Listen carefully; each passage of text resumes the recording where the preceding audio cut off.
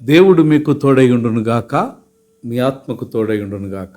In the name of the Father and of the Son and of the Holy Spirit. Amen. దేవుని యందు ప్రియమైన వారలారా, యేసుక్రీస్తు ప్రభుల వారి యొక్క శ్రేష్టమైన నామంలో మీ అందరికీ శుభములు కలుగును గాక. నేటి సబ్బాతు దినం మనకివ్వబడినటువంటి అంశం వేదాంత విద్య, సంఘాన్ని అభ్యసించే సమాజంగా తీర్చిదిద్దుట.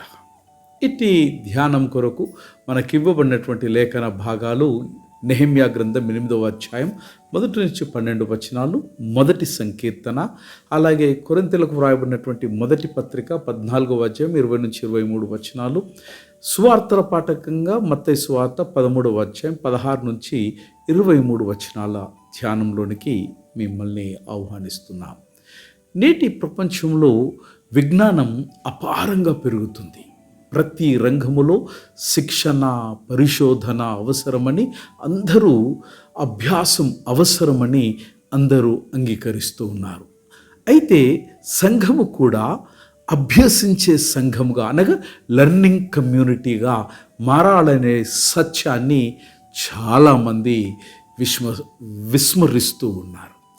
సంఘము కేవలము ఆరాధించే సంఘము మాత్రమే కాదు మిత్రమా.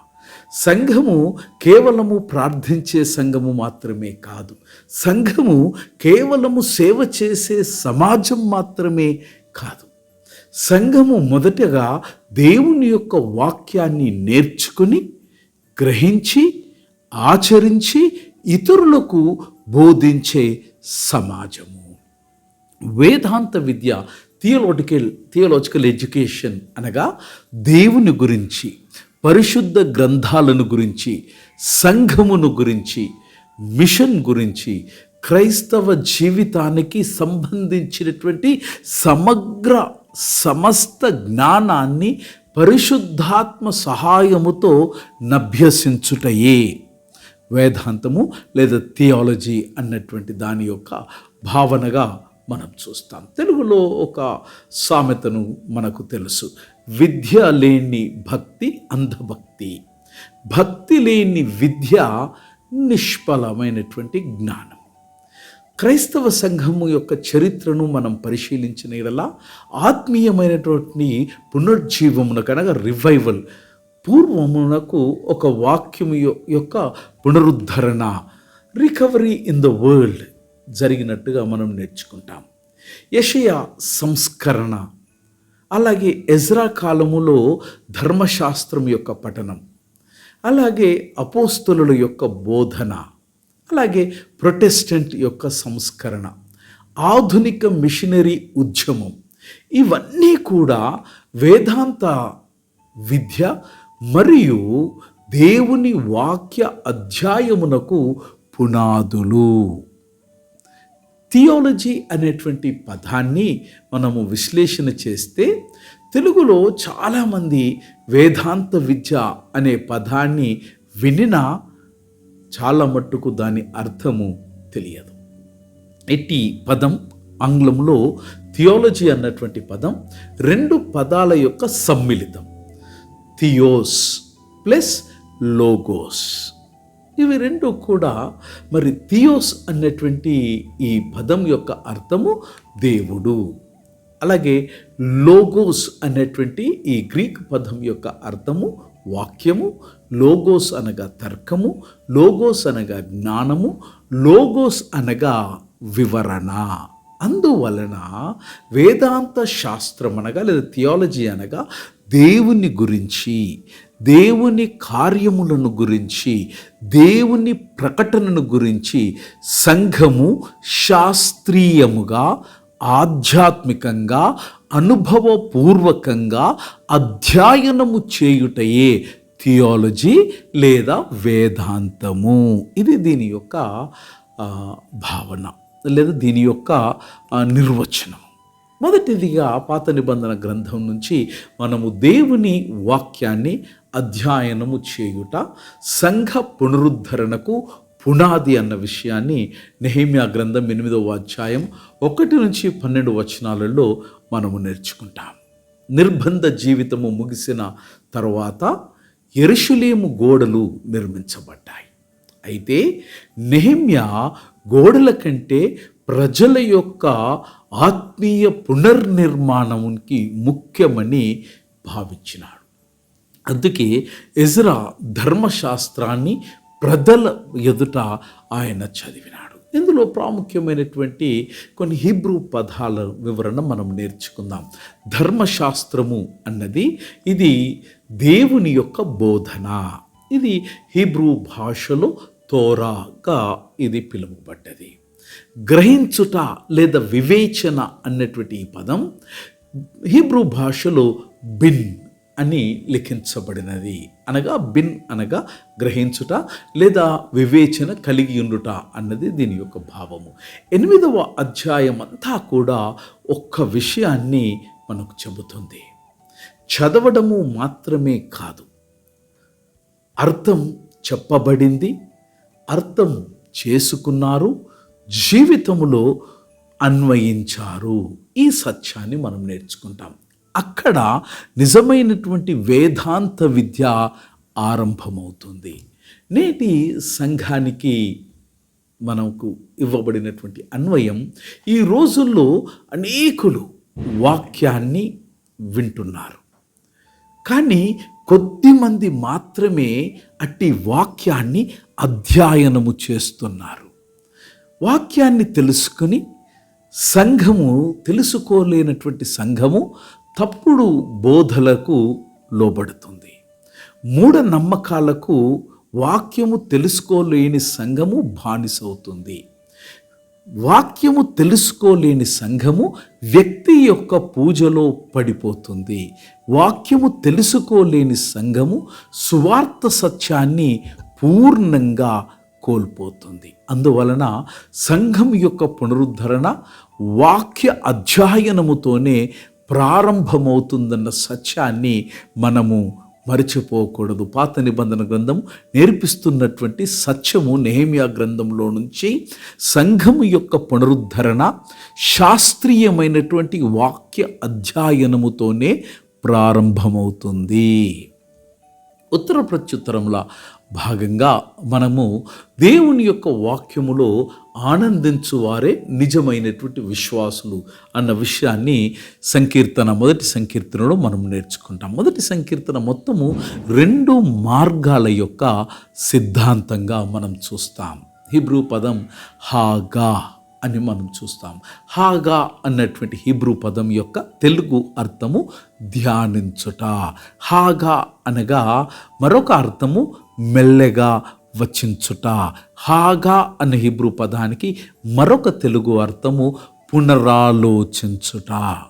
ఈ పదము పశువు నమిలేటువంటి ప్రక్రియను కూడా లేదా నెమరును అనే ప్రక్రియను కూడా హాగా అనే పదం సూచిస్తోంది. అంటే దేవుని యొక్క వాక్యాన్ని ఒకేసారి వినడము కాదు, దేవుని యొక్క వాక్యాన్ని రోజంతా మనస్సులో, హృదయములో, జీవితములో పునరాలోచించడం అనే భావము హాగా అనే పదం మనకు బోధిస్తూ ఉంది.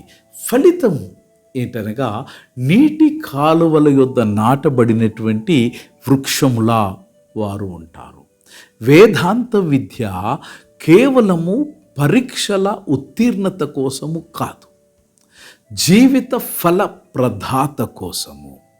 సంఘము ఎంత వాక్యాన్ని ప్రేమిస్తుందో అంత బలంగా నిలబడుతుంది. ఇది మనము సంకీర్తనలో నేర్చుకుంటున్నాం.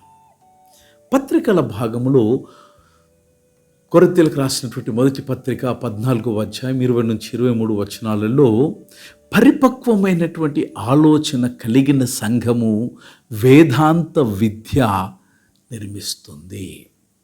అపోస్తలుడైనటువంటి పౌలు గారు ఇలాగూ సెలవిస్తూ ఉన్నారు. బాలుర వలె కాక జ్ఞానములో పరిపక్వులై ఉండుడి అని పౌలు గారు సెలవిస్తున్నారు. దీని కొరకు వాడబడినటువంటి పదం గ్రీకు పదాలలో టేలియోస్ అనే గ్రీకు పదం వాడబడినది. టేలియోస్ అన్నటువంటి ఈ పదం యొక్క అర్థము పూర్తి పరిపక్వత. అలాగే మరొక గ్రీకు పదాన్ని కూడా మనం చూస్తాము. అది నోయోస్. నోయోస్ అనగా ఆలోచన శక్తి, నోయోస్ అనగా వివేచన అన్నటువంటి అర్థాన్ని మనం చూస్తూ ఉంటాం. విశ్వాసాన్ని ఆలోచనతో కలుపుతుంది, ఆధ్యాత్మికతను వివేచనతో కలుపుతుంది, భక్తిని సత్యముతో కలుపుతుంది. నేటి అవసరం సోషల్ మీడియా, తప్పుడు ప్రవక్తలు, వక్రీకరించే సువార్త, అద్భుతాల యొక్క వ్యాపారం, సంపద సువార్త లేదా ప్రాస్పెరిటీ గాస్పెల్, ఇవన్నిటినీ ఎదుర్కోవడానికి పరిపక్వత వేదాంత జ్ఞానము అవసరమని పౌలు గారి మాటలు మనకు బోధ చేస్తూ ఉన్నాయి. సువార్తల పాఠములో 4వ పాఠంలో మంచి నేల వంటి హృదయాలను వేదాంత విద్య సిద్ధపరుస్తూ ఉన్నది. మత్తయి సువార్త 13వ అధ్యాయం 16-23 వచనాల్లో యేసుక్రీస్తు ప్రభువు వారు చెప్పినటువంటి విత్తన ఉపమానములో విత్తనం దేవుని యొక్క వాక్యం, నేల మన యొక్క హృదయం. ఇక్కడ వాడబడినటువంటి ప్రాముఖ్యమైనటువంటి గ్రీకు పదాలలో అకోవో అనే పదం వాడబడ్డది. అకోవో అనేటువంటి గ్రీకు పదం యొక్క అర్థం ఏంటంటే శ్రద్ధగా వినటం. అలాగే మరొక పదం కూడా పౌలు గారు ఇక్కడ వాడినట్టు సువార్తల పాఠంలో వాడినట్టు మనం చూస్తాం. అది సైనేమి అన్న పదం వాడబడ్డది సువార్తల పాఠంలో. సైనేమి అనే గ్రీకు పదం యొక్క అర్థం ఏంటంటే అర్థం చేసుకొనుట. యేసుక్రీస్తు ప్రభుల వారు కేవలము వినమని చెప్పలేదు, అర్థం చేసుకోవాలని వారు సూచించినారు. అర్థము చేసుకున్న వారు మాత్రమే ఫలిస్తారు. ఎంతగా ఫలిస్తారయ్యా అంటే 30దంతలుగా, 60దంతలుగా, 100 రెట్లుగా వారు ఫలిస్తారు. వేదాంత విద్య వాక్యాన్ని వినడము నుండి, వేదాంత విద్య వాక్యాన్ని అర్థం చేసుకోవడం వరకు, అక్కడి నుండి జీవితములో ఫలించడం వరకు వేదాంత విద్య మానవుని నడిపిస్తూ ఉంది. నేటి సంఘానికి వేదాంత విద్య యొక్క ప్రాముఖ్యతను మనం చూద్దాం. మొదటి ప్రాముఖ్యత, సత్య సిద్ధాంతాలను వేదాంత విద్య కాపాడుతుంది. ఇది మొదటి ప్రాముఖ్యత. రెండవ ప్రాముఖ్యత ఏంటంటే తప్పుడు బోధలను గుర్తించే వివేచన వేదాంత విద్య ఇస్తుంది. మూడవ ప్రాముఖ్యత, నాయకత్వాన్ని వేదాంత విద్య బలపరుస్తూ ఉంది. నాలుగవ ప్రాముఖ్యత, వేదాంత విద్య యువతను సంఘములో నిలబెడుతుంది. ఐదవ ప్రాముఖ్యత, వేదాంత విద్య ద్వారా మిషన్ను దిశానిర్దేశం చేస్తూ ఉంది. ఆరవ ప్రాముఖ్యత, వేదాంత యొక్క విద్య యొక్క అవసరం ఏంటంటే సంఘాన్ని ఆలోచించే సమాజంగా మారుస్తుంది.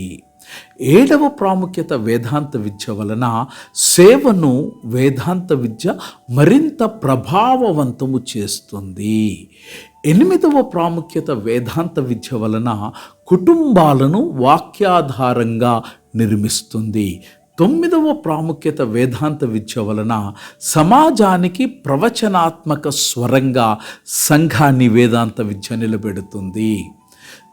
పదవది, దేవుని మహిమను వేదాంత విద్య ప్రపంచానికి ప్రకటిస్తూ ఉన్నది. ఇటు వేదాంత విద్యపై ప్రముఖుల యొక్క అభిప్రాయాలను మనం ఒకవేళ గమనించగలిగితే, అన్సెలీమ్ ఆఫ్ క్యాంటర్బరీ వారేమన్నారంటే వేదాంత విద్య విషయము అవగాహనను అన్వేషించే విశ్వాసమే నిజమైన విశ్వాసము. అలాగే జాన్ కాల్విన్ గారు దేవుని జ్ఞానము లేకుండా మనిషి తనను తాను కూడా సరిగ్గా తెలుసుకోలేడు. కార్ల్ బార్త్ ఏమన్నాడనంటే వేదాంత శాస్త్రము సంఘానికి సేవ చేయుటకే ఉనికిలో ఉంది. దీని యందు ప్రియమైన వారలారా, దేవుడు మనలను కేవలము ఆరాధకులుగా కాక వాక్య శిష్యులుగా పిలిచాడు.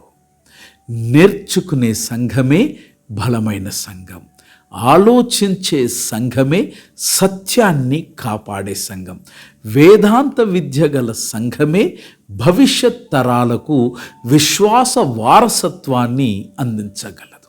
అందువల్ల మన సంఘాలు బైబిల్ అధ్యయన కేంద్రాలుగా మారాలి. మన సంఘాలు కుటుంబాలు చిన్న చిన్న వేదాంత పాఠశాలలుగా మారాలి. ప్రతి విశ్వాసి జీవితాంతము అభ్యసించే శిష్యుడుగా ఎదగాలి. దేవుని వాక్యాన్ని ప్రేమించే సంఘమే దేవుని చిత్తాన్ని నెరవేర్చగలదు. వేదాంత విద్యతో అభివృద్ధి చెందిన సంఘమే లోకానికి వెలుగై నిలుస్తుంది. ఆమేన్. God bless.